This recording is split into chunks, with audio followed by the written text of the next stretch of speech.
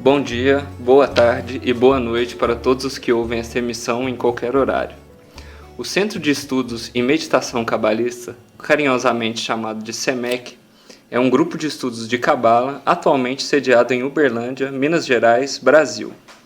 Somos um grupo que se dedica ao estudo e aplicação diária da Cabala, uma sabedoria antiga que visa mudar a perspectiva do ser humano em relação à vida e trazer mudanças criativas para esta realidade. Desde a nossa fundação, realizamos esforços para conhecer e divulgar esta sabedoria milenar.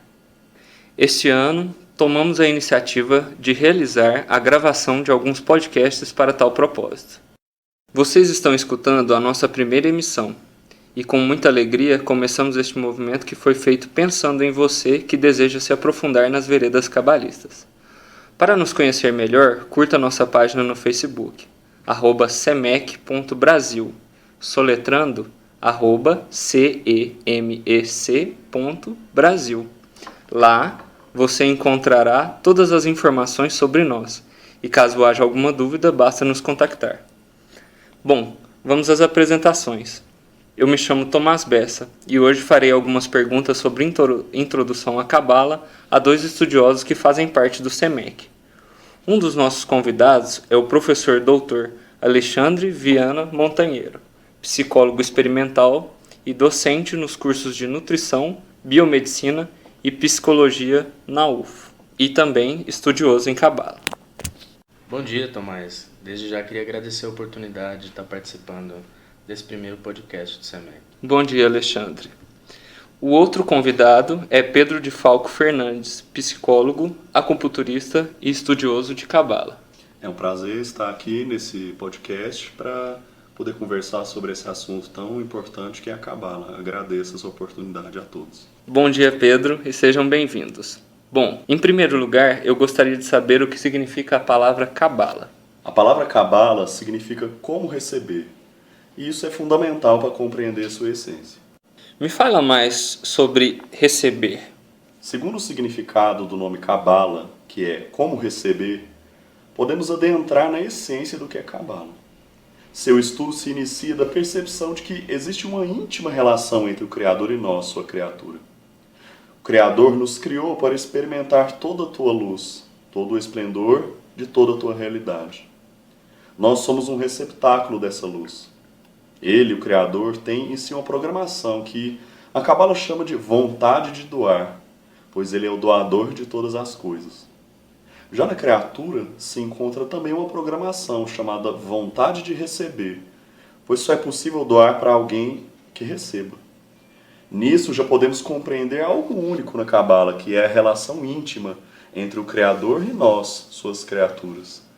O Criador nos criou para que Ele possa ser o doador, então Ele precisa de nós para receber sua luz. Isso nos coloca em uma relação íntima com o Criador, onde somos necessários para a realidade. Diferente de muitos caminhos onde o Criador é tudo e nós não somos nada. A nossa natureza é de receptores. A natureza de Deus é de doador. Deus é puro amor. E para além do sentido humano, o amor é, antes de tudo, compartilhar. Essa ideia de que somos receptáculos para a luz do Criador pode ser visto de uma maneira prática. Nosso universo é feito de energia e matéria. Uma força invisível e desconhecida mantém tudo em movimento. Os planetas, nossa galáxia, as demais galáxias, enfim, todo o universo. O nosso Sol, por exemplo, é pura energia, que chega à Terra e doa a sua luz para as plantas, que armazenam essa energia, que depois é aproveitada pelos animais, que armazenam essa energia, e que depois é aproveitada por outros animais e assim por diante, o que inclui o homem.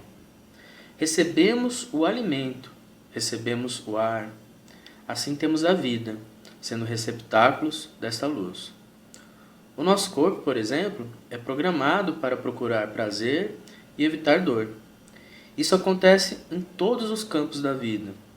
Nosso cérebro tem até estruturas que respondem pelo sentido de recompensa e prazer, e explicam fisiologicamente a origem de nossos vícios também.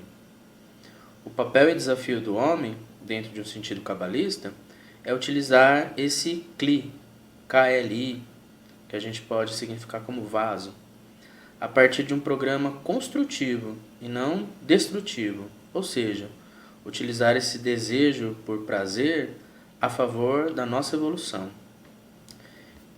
Isso só pode ser feito quando usamos nossa vocação de seres desejantes de uma outra forma, quando desejamos mais e mais, mas como um caminho para o compartilhar.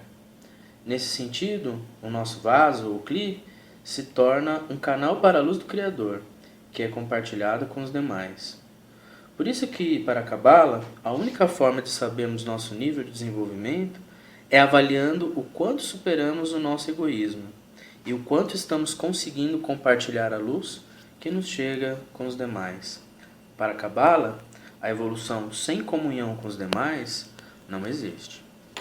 Então, vocês estão me falando que se eu quero algo é porque eu fui criado para querer e o Criador me fez assim para que ele pudesse doar.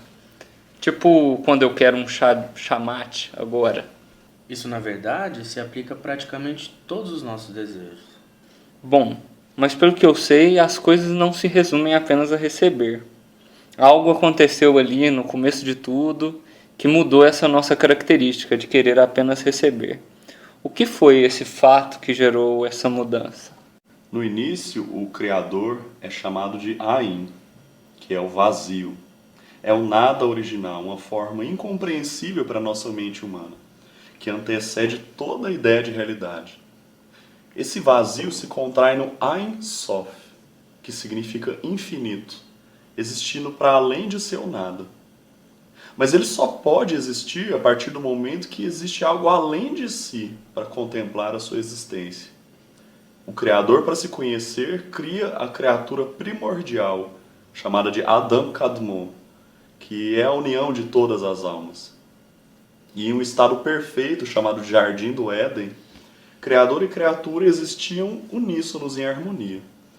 Novamente, temos aqui a percepção de que existe uma relação íntima entre nós e o Criador, como uma interdependência. Porque para que ele possa se conhecer, ele precisa de nós, criaturas. Porque eu só posso existir porque existe um outro para olhar para mim. Nesse jardim do Éden, o Criador emanava toda a luz da existência para a criatura. E ela tinha todas as suas necessidades preenchidas. Porém, a criatura percebia que ela recebia tudo menos uma coisa, o ato de doar. Porque ali ela estava apenas recebendo e tendo todos os seus desejos preenchidos. Nesse momento, temos o que os cabalistas chamam de pão da vergonha. O que é isso? É quando a criatura percebe que está recebendo tudo e não está fazendo nada por isso. E aí, ela faz a única coisa que podia fazer nesse estado, que é não aceitar a luz do Criador. Porque ou ela recebia toda essa luz ou ela rejeitava. E ela decide rejeitar. Mas aí ela percebe que se fizesse isso, não estaria realizando a programação dela, né, que é a vontade de receber, pois ela foi criada para isso. O Criador, então, percebendo o impasse de sua criatura, diz que ela agora seguirá o caminho do meio. Ela nunca poderá doar, porque apenas o Criador é a fonte de doação. Mas para viver o doar na sua vida, o Criador agora fragmenta esse Adam Kadmon, que é essa alma individual, em inúmeras centelhas de almas. Agora a criatura é, na verdade, muitos, e terá a oportunidade de receber a luz do Criador, mas agora para doar, doando para o outro que se encontra do seu lado. E assim, Criador e criatura se desconectam em vibração, se distanciando um do outro para que a criatura possa, através do suor do teu rosto, merecer teu pão, e para também poder compartilhar o pão que agora recebe com seus irmãos. E isso tudo que a gente está falando, a Cabala chama de Tzimtzum, que significa contração. E isso é como se fosse o Big Bang da Cabala. Aliás, é muito interessante porque existe um livro chama Sefer Yetzirah. Foi o primeiro livro cabalista que existiu, que inclusive é por muitos chamados de a Bíblia cabalista. E esse livro descreveu todo esse processo com incrível precisão há muito tempo. Então é como se a Cabala tivesse falado do Big Bang muito antes que existisse uma ideia de Big Bang. Muito interessante isso. Então, pelo que eu percebo do que vocês estão falando, a gente passa a querer receber apenas para doar, ou para doar, não só apenas, mas para doar. É isso mesmo? Basicamente, sim. Queremos fazer algo para merecer o que recebemos e receber para merecer. E merecer para receber num ciclo crescente. Certo. Eu vou puxar a conversa agora para outro lado, né? Coletando algumas informações para preparar essa entrevista, eu descobri que algumas pessoas têm dúvidas em comum sobre a Cabala. E é sobre essas dúvidas que eu gostaria de perguntar algumas coisas para vocês. A primeira delas é: a Cabala é só para judeus? Então, existem várias teorias que procuram compreender a origem da Cabala. Uma mística, mantida pela tradição oral, e outra histórica, baseada em documentos. A teoria mítica diz que a Cabala e todos os segredos da criação foram transmitidos pela primeira vez a Adão pelo Criador. Outros dizem que foi transmitida a Abraão, primeiro patriarca judeu, que ensinou para o seu filho Isaac, que ensinou ao seu filho Jacó e que ensinou ao seu filho José, que, segundo a tradição, não teria tido tempo de transcrever ou ensinar essa sabedoria, e assim ela se perdeu. Mais tarde, o Criador revelaria novamente a Cabala através de Moisés. Diz a tradição que, enquanto Moisés estava no Monte Sinai, recebendo as tábuas da lei, gravada na pedra, recebeu também a Cabala, e foi orientado a transmiti-la apenas oralmente. Assim, passou a existir o conhecimento da Torá, escrito e aberto, e o conhecimento da Cabala, velado e secreto, passando de boca a ouvido, de mestre a discípulo. Esse conhecimento permaneceu discreto e guiou gerações de pensadores, profetas e líderes do povo judeu, como por exemplo Salomão, que construiu o santuário para abrigar a Arca da Aliança, baseado no conhecimento cabalista. O conhecimento se manteve secreto e só mais tarde, no século XII, foi autorizado pelos sábios que detinham esse conhecimento que ele fosse pela primeira vez aberto para um número maior de pessoas e registrado inclusive em livros. Já numa versão mais histórica e documental, existem duas versões. Uma de que a Cabala surgiu a primeira vez no século I d.C., com os ensinamentos do Rabi Akiva, que foi o último líder do Sinédrio antes da queda do templo, e outras que tratam que surgiu com o livro Sefer Yetzirah, que aparece no início da Idade Média. E outros ainda que colocam a Cabala como uma escola de pensamento que só surgiria no final do século XII, sobretudo nos círculos intelectuais e judaicos da Europa. É nesse período que a palavra Cabala é usada pela primeira vez. Seja qual for a história real, o fato é que no século XIII a Cabala era uma fonte de estudo vibrante na Europa e chama a atenção de muitas pessoas sem qualquer ligação com o judaísmo, que teve seu auge com a publicação do Zohar. Contudo, a partir de 1700, o conhecimento cabalista voltou a se tornar secreto e só voltou à voga nos últimos 20 anos, a partir de vários entusiastas judeus e não judeus. Assim, de fato, podemos notar que realmente a Cabala nasce e se desenvolve no seio de intelectuais judeus, mas o seu foco de interesse não está atrelado à religião judaica, e sim aos mistérios da criação e a relação entre o Criador e a criatura. Temas que despertam interesse em qualquer ser humano, disposto a entrar em contato com uma forma de conhecimento sobre o sagrado. Este fato, inclusive, Tomás, se revela em números, visto que atualmente existem muito mais não-judeus do que judeus estudando a Cabala. Muitos pensam que a Cabala é somente para quem fala hebraico, devido aos mistérios contidos nesse alfabeto. Isso é verdade, Alexandre? Então, Tomás, se a Cabala fosse apenas para quem fala hebraico, o cristianismo também seria apenas para quem fala aramaico, grego e latim, línguas em que a doutrina cristã foi decodificada. O importante não é o idioma, mas a mensagem que é transmitida. Ainda que existam conceitos dentro da Cabala que são nomeados na língua hebraica, o seu significado é ricamente conhecido em qualquer idioma e por isso não se torna um obstáculo para o aprendizado. Pedro, Também me perguntaram se Cabala é religião. O que você pode me falar sobre isso? Olha, a Cabala, ela não é uma religião. Ela é uma compreensão mística acerca do relacionamento entre o homem, que é a criatura, como já dizemos, e Deus, o Criador. Ela tem como base de estudo textos antigos, sendo a Torá, que é o livro da lei judaica, uma das principais fontes de estudo. Mas ela antecede a religião. Pegando um gancho com o que o Alexandre falou, apesar de que a gente pode olhar na história de que o nome Cabala ele pode ter surgido recentemente, se a gente for pegar o que é a essência da Cabala, que é estudar essa relação da criatura com o Criador, ela é muito antiga. Muito antes do próprio judaísmo ser estruturado, Abraão, que por muitos é considerado o patriarca da Cabala, ou um dos patriarcas, ele já ensinava as pessoas. Ele vivia em uma cidade mercante e era comum dar pouso em sua residência para as várias pessoas e comerciantes que ali passavam. E assim, de forma informal, ele conversava com as pessoas, incutindo várias das ideias que hoje a gente diz que são ideias cabalistas naqueles que ali passavam.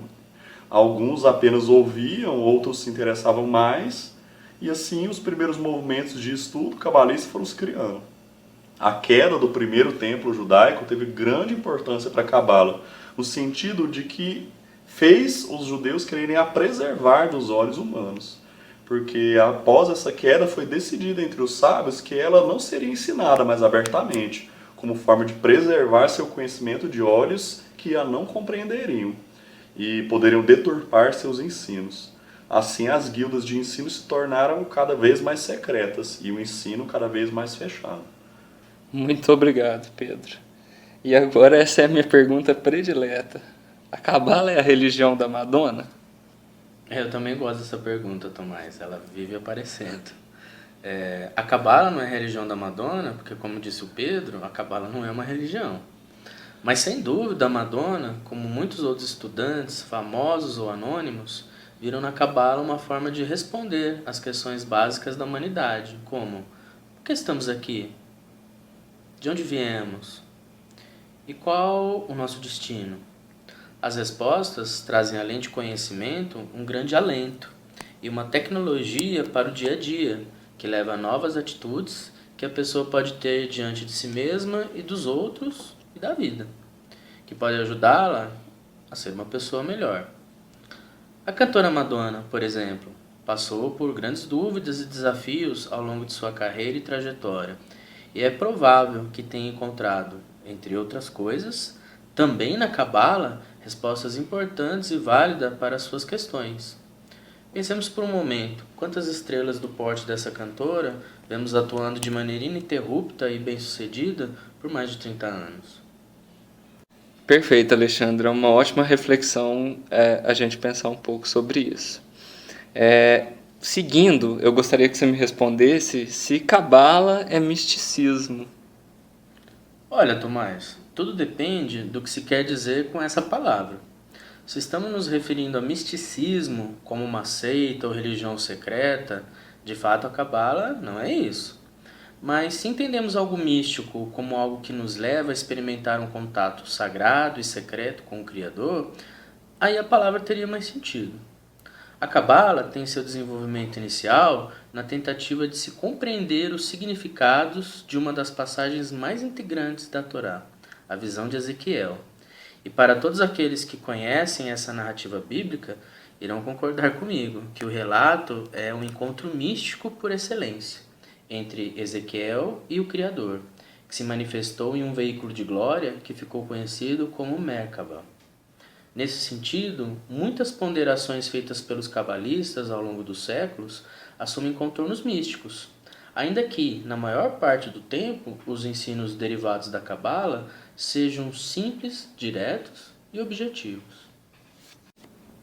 Alexandre, que Cabala não é misticismo ou que isso depende do ponto de vista que se encontra, que eu interpreto essa palavra, eu entendo, mas por que há tantos mistérios e tantas ocultações e revelações que permeiam essa sabedoria? Faz muito sentido essa pergunta, Tomás, porque de fato isso existe, né? Olha só, por não ser uma religião, a Cabala sempre figurou como uma escola de pensamento sobre o sagrado, que viveu momentos de maior e menor aceitação. Seus ensinamentos também são extraordinariamente simples e ao mesmo tempo profundos e impactantes. Dessa forma, aqueles que detinham o conhecimento preferiam transmiti-lo apenas para aqueles que estavam preparados para entendê-los, respeitá-los e fazer um bom uso desses ensinos. No passado, essa pessoa deveria ser homem, ter boas condições de vida e ter mais de 40 anos. Esses tempos, é claro, já se foram, e hoje existe uma grande quantidade de pessoas que estão abertas a essa sabedoria, que hoje é ensinada sem reservas. Perfeito. E por que, quando ela se tornou oculta, né? O que aconteceu para que esse movimento precisasse começar a ser dessa maneira? Infelizmente, Tomás, é um evento histórico que ocorreu. Resumindo, né, no final de 1600, os judeus viviam uma situação difícil na Europa, como tantas outras vezes, né? E muitos debates existiam sobre a necessidade, ou se já era o momento da vinda do Messias. Nessa época, um intelectual, membro da elite rabínica, chamado Shabbatai Tzvi, se proclamou Messias e atraiu uma multidão de seguidores na Europa e no Oriente Médio. No fim, ele foi preso pelo Império Otomano, que controlava na época a Terra Santa, e lhe foi dada a escolha entre se converter ao Islã ou ser condenado à morte. Extraordinariamente, ele preferiu se converter ao Islã e deixou em choque todos os seus seguidores. Depois desse evento, o judaísmo adotou uma postura extremamente tradicional, que inclusive se mantém até hoje. Na esteira desses acontecimentos, a Cabala foi tida também como um conhecimento que estava fora das leis e ensinos regulares da religião judaica, e assim foi relegada a segundo plano, sendo ensinada novamente de maneira discreta, como fora no passado. Bom, que a Cabala se tornou oculta pelos motivos que você me falou, eu compreendo, mas e agora? Por que ela pode ser revelada? A resposta é simples, porque há demanda. E há uma demanda de pessoas que estão prontas para tirar um bom proveito deste conhecimento. Depois de finda a Segunda Guerra, onde os livros eram queimados em praça pública, com o surgimento da internet e com a facilidade de comunicação, grupos de cabalistas que muitas vezes se mantinham em círculos fechados em uma cidade ou outra, agora podiam trocar informações com pessoas do mundo todo. Isso ajuda a explicar a abundância de escolas de cabala em vários países com identidades judaicas ou não. Impressiona também o número de interessados, o que demonstra que o conhecimento, de fato, traz algo de novo no mar de informações sobre os mistérios da natureza do Criador. Alexandre, tem uma pergunta interessante que, né, me veio dessas pesquisas que eu fiz em relação às dúvidas das pessoas em geral em relação à Cabala, e uma pergunta que também é muito interessante é o que não é Cabala. O que você pode me falar sobre isso? Isso de fato é muito salutar, Tomás. Uma boa forma de conceituar algo é começando por aquilo que ele não é. E particularmente em relação à Cabala, existe muita desinformação e confusão. A Cabala não é um método de autoajuda da nova era, não é uma seita criada por uma nova ordem mundial, não é um movimento que atenta contra a religião, contra Jesus ou os outros profetas, não é uma ciência nem uma filosofia, não é magia nem tampouco um modismo recente. Pedro, seguindo, mas voltando a falar de algo que a gente falou anteriormente, a vontade de receber. Ela é muito importante na Cabala, pelo que a gente já conversou aqui até agora, né? E em alguns livros nós encontramos essa vontade expressa pela palavra desejo, né? O que você pode me falar sobre o desejo e sobre a evolução do desejo no ser humano? Então, Tomás, a criatura, como já foi dito, tem uma programação, que é a vontade de receber, para que ela receba a luz do Criador. Mas agora, sendo muitas criaturas, porque, como eu disse antes, o Criador ele divide essa alma original, o Adam Kadmon, ele divide em muitos, porque agora a criatura pode receber essa luz do Criador, mas para doar para uma outra criatura. E passando por isso e estando longe da vibração do Criador, ela começa a se esquecer que deseja receber essa luz divina. E passa a desenvolver o que a Cabala chama de egoísmo, que é o desejo de receber apenas para si próprio. E é interessante que a Cabala não faz nenhum juízo de valor acerca desse egoísmo. Não fala que é uma coisa negativa, mas que é uma realidade que foi acontecendo. Você está distante do Criador, você não consegue se lembrar do que é o Criador, mas existe essa programação ainda dentro de você. E aí você começa a desejar para você. Nesse sentido, a criatura começa, primeiramente, desejando manter sua existência física, mantendo a sua sobrevivência. Após isso, deseja obter formas do seu redor de sustentar a sua sobrevivência, dominando os recursos do ambiente. E aí, quando esses recursos estão conhecidos e dominados, ela começa a exercer domínio nesse mundo, para manter cada vez mais os recursos em suas mãos. E aqui nasce o desejo do poder. Porém, para manter poder no mundo, é preciso ter conhecimento acerca dele. E nesse momento, a criatura realizou toda a sua caminhada de evolução dos desejos: sobrevivência, recursos, poder e conhecimento, que é esse último degrau, onde a criatura começa a querer saber o que é esse mundo de fato. Eu preciso entender que mundo é esse, para que eu possa controlá-lo cada vez mais. Mas é interessante, porque esse vazio nunca cessa. Existe um vazio que esse desejo faz com que a criatura tente preencher. E ele não cessa, porque sua vontade de receber lhe comanda a receber a luz do Criador.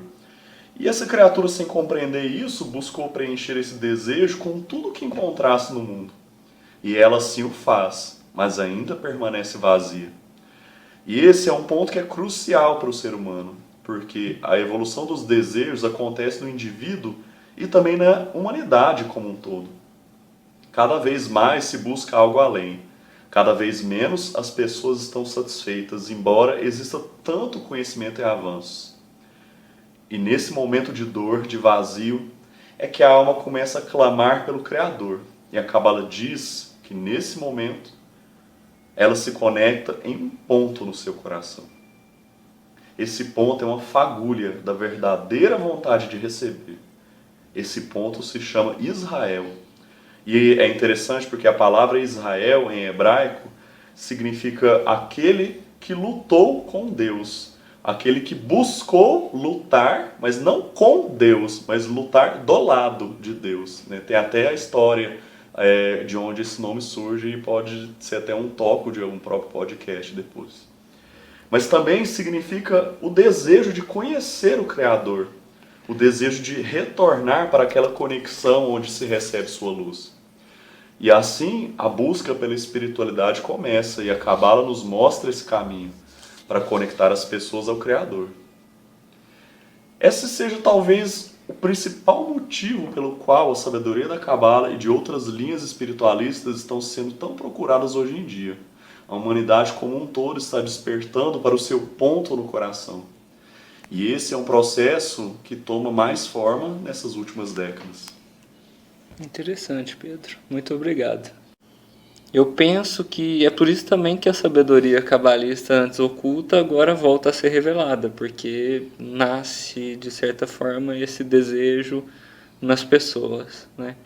Um conceito interessante também que nos ajuda a entender a que distância nós estamos de nos reencontrar com o Criador é o conceito dos mundos na Cabala. Alguns chamam de um mundo dos 10% e um mundo dos 100%. Né?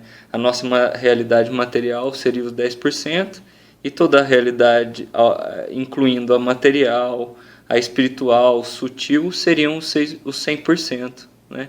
O que você pode me falar sobre essa questão dos mundos, Alexandre? Interessante essa pergunta, Tomás. Quem costuma passear em livraria e ficar olhando todo tipo de livro vai entender o que eu estou querendo dizer. Por exemplo, quando você for ler algum livro de autoajuda, principalmente esses que propagam as doutrinas da nova era, você vai acabar lendo que a nossa realidade seria uma ilusão e que nós devemos nos esforçar para abandoná-la e negá-la. Esse pensamento não faz qualquer sentido para a Cabala. Toda a realidade para a Cabala provê do Criador, desde a primeira fagulha ou singularidade que criou o universo até a mais ínfima poeira cósmica que constitui a realidade. Para a Cabala, dizer que a realidade é ilusória é quase uma afronta à obra do Criador. A Cabala argumenta que não é a realidade que é ilusória, e sim nossa compreensão dela que é limitada. O mundo material onde nos encontramos representa apenas uma parte da projeção da vontade do Criador. A última parcela, a mais densa, que chamamos de mundo de Asya. Em seguida, temos o mundo de Yetzirah, um mundo de projeções, emoções e pensamentos que pairam sobre nós e, quando captadas, podem se tornar algo concreto no mundo da matéria. Neste exato momento, existem milhões de ideias, conceitos, investidos de emoções, sonhos e esperanças no mundo de Yetzirah, mas que ainda não foram concretizados ou materializados. Indo um passo mais acima, temos o mundo de Briah, onde os conceitos e ideias são pensados a primeira vez, onde tudo que um dia irá existir é criado inicialmente. E temos ainda, para além disso, o plano da emanação, onde tudo é emanado pelo todo e existe de forma potencial. Lá está a cura para todas as doenças, as descobertas científicas que se tornarão conhecidas daqui a 1000 anos, os conceitos revolucionários que serão ensinados daqui 2000 e assim indefinidamente. Depois de conhecermos a natureza destes 4 mundos, voltemos ao primeiro onde estamos. Mesmo sendo apenas uma parcela da existência emanada pelo desejo do Criador, nós quase não conhecemos nada desse mundo. Peguemos, por exemplo, o que está mais próximo de nós, nosso corpo. Muito do que acontece no nosso cérebro é um desafio para a ciência. Muitas doenças, como o câncer ou o mal de Alzheimer, deixam atônicas as mentes do século XXI que observam seus efeitos e são impotentes em muitos casos. Somos incapazes de criar vida a partir de algo sem vida. Somos incapazes de criar máquinas com consciência. Somos presos a este planeta, em um universo com bilhões de planetas, estrelas e galáxias, que só podemos vislumbrar pelas lentes dos nossos telescópios, capazes de detectar uma pequena parte de um universo que pode ser infinito. Um universo que não podemos explorar nem a estrela mais próxima. Um universo que se movimenta e se comporta de maneira tão surpreendentes que ainda não cabem nas fórmulas mais sofisticadas das equações da física. Se é assim, o que dizer de todo o resto? Por isso a Cabala fala que vivemos no mundo dos 10%. Os outros 90% podem ser acessados gradualmente, na medida que ascendemos pelas realidades conscienciais. E isso leva tempo. Começa com o despertar para essa realidade e para a vocação que temos de nos assemelhar ao Criador, recebendo para depois doar. Só assim olhamos ao redor e acessamos os outros planos da criação. Um termo que as pessoas vão entrar em contato quando estudarem Cabala é a árvore da vida. E o que é a árvore da vida? A árvore da vida é uma sintetização desses mundos que o Alexandre acabou de falar em um esquema geométrico, criado pelo Rabino Isaac Luria, que foi um sábio cabalista. Através da árvore da vida, a gente tem um mapa, uma compreensão física desenhada de tudo isso que a gente falou aqui. Das descidas das energias desses planos superiores, desses planos de emanação, esses planos além da nossa realidade, até o mundo da ação, até o mundo de Asya. E de como, inclusive, podemos nos elevar para esses mundos superiores. Ela é constituída das 10 Sefirot. Eu vou soletrar esse nome, é S-E-P-H-I-R-O-T, Sefirot, que podem ser compreendidas em muitos níveis de realidade. O que eu estou querendo dizer? cada sefirot é uma compreensão da realidade, é como se fosse um momento, é como se eu estivesse falando que uma sefirot era Minas Gerais e outra sefirot é Brasília, né? Porque aí você consegue compreender o terreno de um país, né? Então a gente pega essa ideia, mas coloca no âmbito da realidade.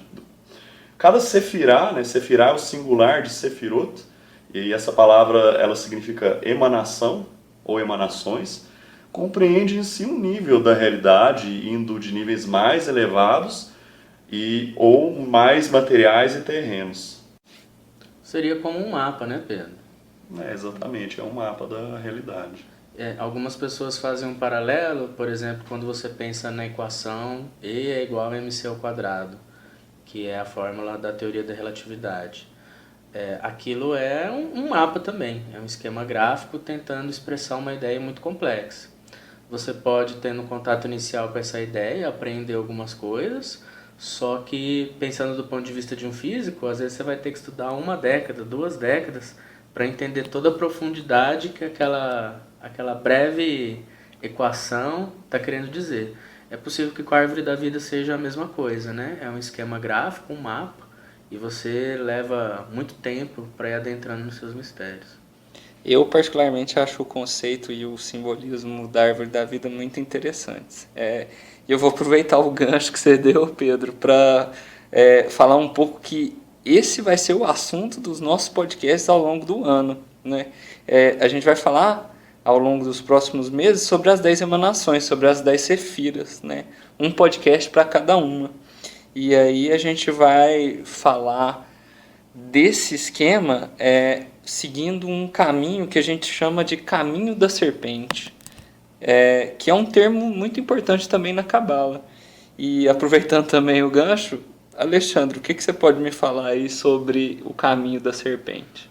Então, como já foi falado anteriormente, a vontade do Criador em se conhecer deu origem a toda existência.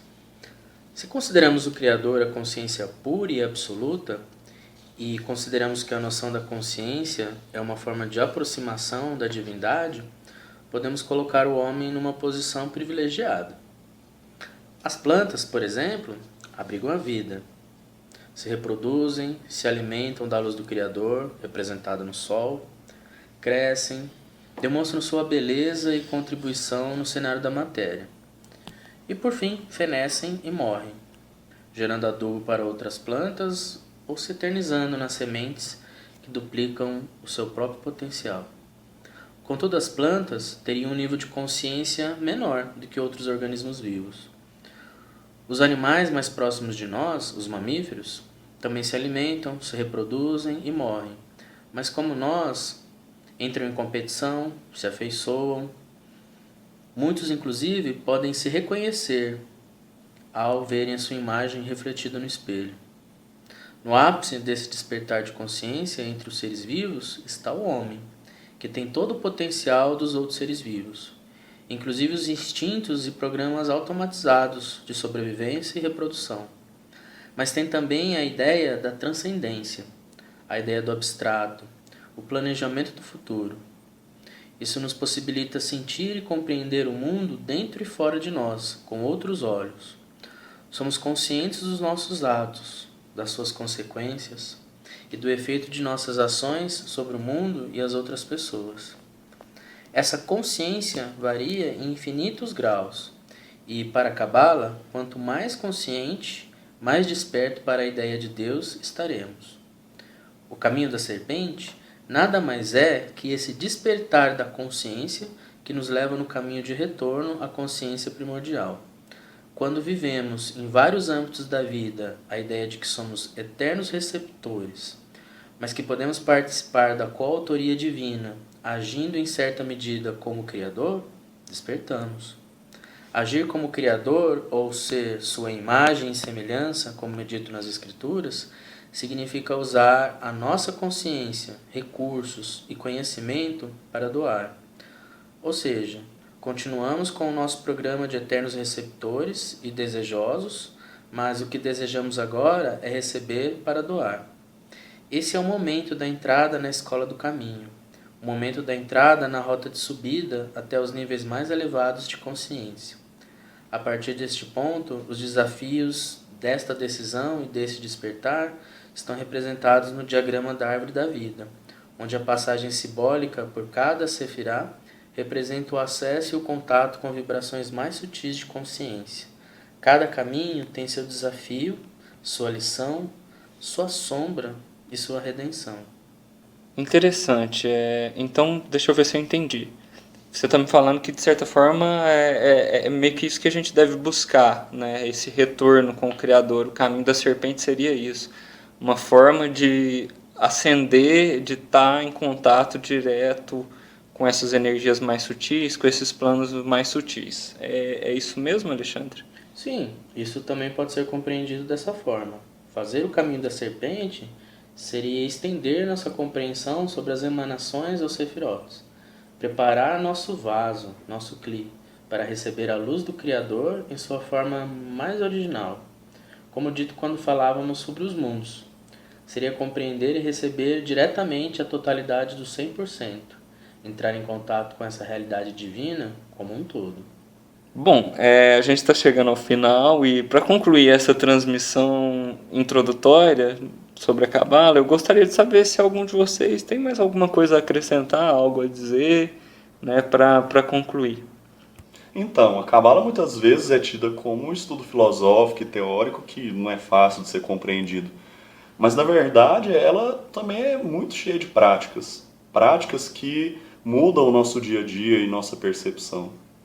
Agora, veja, quando se pensa em Cabala, em prática cabalista, muitos pensam em meditações, exercícios de visualização, coisas nesse sentido. Essas coisas existem, mas eu penso que o principal da Cabala é a mudança de compreensão de você mesmo, do seu papel na realidade e do papel do Criador. Eu gostaria de propor algo simples, mas extremamente poderoso nesse sentido. Eu gostaria de propor uma reflexão acerca do seu papel na realidade. Você é a criatura. Você foi criado pela fonte suprema, pelo Criador, com um único propósito: receber sua luz infinita, recebendo todo o deleite e prazer da existência. E o Criador se comunica com você não por sonhos ou por visões místicas, mas sim através da sua vida, do seu cotidiano. Não tem nenhum acontecimento de nossas vidas que não seja emanado pelo Criador. E todos eles são para um único propósito: para que possamos ser vasos melhores, recebendo cada vez mais sua luz. Então, nesse sentido, o exercício é bem simples. A cada dia, a cada acontecimento de sua vida, se pergunte: o que o Criador quer de mim? O que o Criador quer que eu aprenda? Isso parece simples, mas é extremamente profundo, pois os cabalistas dizem que quando você faz isso, é como se você se conectasse diretamente ao Criador, uma vez que busca entender seus desígnios. É como se você se conectasse com a inteligência por detrás da criação, porque você começa a tentar entender os movimentos dessa inteligência na sua vida. Então é um exercício de profunda conexão com o Criador através do seu cotidiano, que é sagrado por si só. E aí eu penso que é uma das grandes forças da Cabala, é tornar o nosso cotidiano uma expressão do sagrado. Muito bom, cara, muito interessante. Realmente eu acho esse exercício forte. Senhores, eu gostaria de agradecer a presença de vocês aqui e a colaboração de vocês. Foi um prazer tê-los aqui comigo nesse dia, aprendendo, né, conversando e entendendo mais sobre essa sabedoria milenária e infinita. Muito obrigado. Eu que agradeço pela oportunidade, Tomás, de estar participando desse primeiro podcast e poder compartilhar um pouco sobre essa coisa que me encanta tanto, que é a Cabala. Eu também gostaria de agradecer por essa oportunidade. Eu penso que a Cabala é, antes de tudo, para mim, um modo de vida. Ser cabalista vai muito além de usar algum acessório, alguma coisa, mas sim de viver a vida cabalista no dia a dia, que significa mudar a sua compreensão da realidade. E nesse sentido a Cabala me instiga de uma forma que nada instiga. E eu espero que a gente possa ter passado um pouco disso para quem está nos ouvindo. Então, muito obrigado pela atenção de todos, obrigado, Tomás, e agradeço. Eu é que agradeço mais uma vez. Bom, obrigado a você que está aí nos ouvindo, né, pela atenção.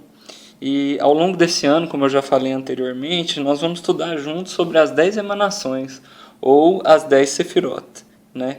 A gente vai fazer essa subida pela árvore da vida, seguindo o caminho da serpente, com propósitos de estudo, saindo das emanações mais densas até as mais sutis e as mais próximas do Criador. Mais uma vez, obrigado por estar aí do outro lado. Fiquem ligados e até a próxima.